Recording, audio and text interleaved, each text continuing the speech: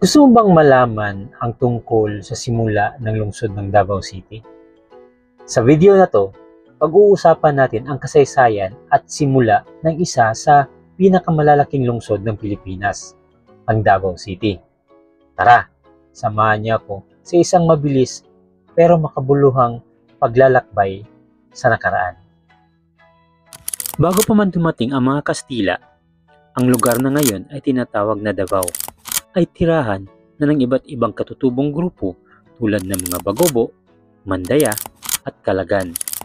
May sarili na silang kultura, relihiyon at pamumuhay na malapit sa kalikasan. Taong 1848, isang Kastilang opisyal na nagngangalang Don Jose Cruz de Uyangoren ang dumating sa lugar upang sakupin ito para sa Espanya. Dito niya itinatag ang bayan ng Nueva Vergara na siyang naging unang sentro ng pamahalaan sa Davao. Pagdating ng mga Amerikano noong early 1900s, mas lalo pang umunlad ang Davao.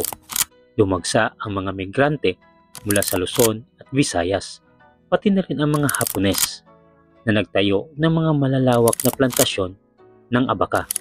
Noong Oktubre 16, 1936, opisyal na naging lungsod ang Davao sa ilalim ng Commonwealth Act No. 51 na pinirmahan ni Pangulong Manuel L. Quezon.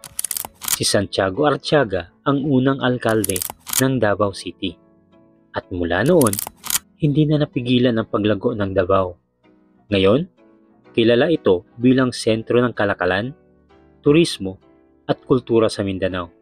Isa rin ito sa mga pinakaligtas at pinakaprogresong lungsod sa bansa. Ayan, sana may natutunan kayo tungkol sa simula ng Davao City.